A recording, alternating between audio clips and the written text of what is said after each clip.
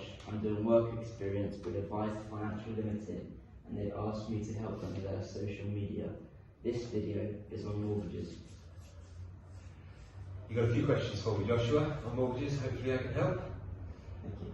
How much can I borrow? It depends on a number of things. So it depends on mainly your income, but also your age. So mortgages are worked out on affordability. What the lenders look at is how much of your net income, so after tax, is available to pay a mortgage. So if you've got children, you've got a big family, your ability to borrow is less than somebody with no children, for example. If you've got lots of loans or credit cards, your ability to borrow money is less so than somebody who's got no loans or credit cards.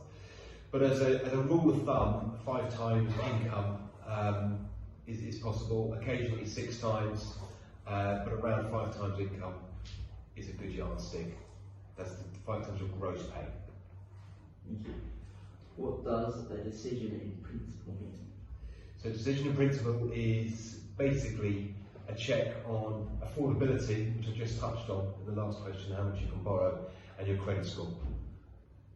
Okay, so an agreement in principle is just literally running the affordability calculator and taking the income that's been put into it and checking your credit score. So if you've got bad credit, it may well say no. Or if you're asking to borrow £1 million and you earn £10,000 a year, it will say no.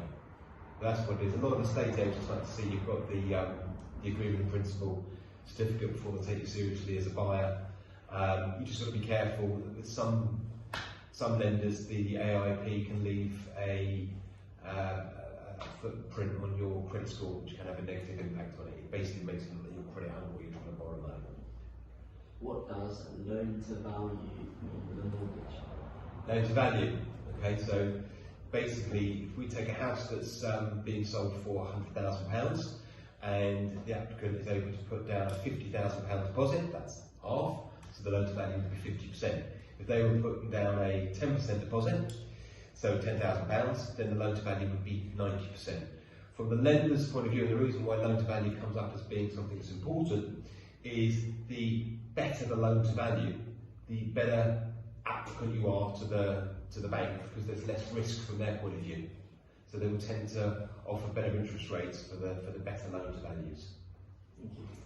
What's the difference between an interest-only mortgage and a repay mortgage? So an interest-only mortgage, both mortgages you have to pay, unfortunately, interest on, okay?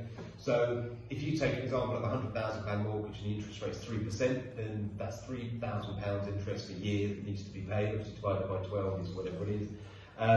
So that's what an interest-only mortgage is. A repayment is exactly the same, but you're actually going to be repaying some of that £100,000 back. So rather than just the interest payment, there's an additional payment you make, which actually reduces the mortgage down.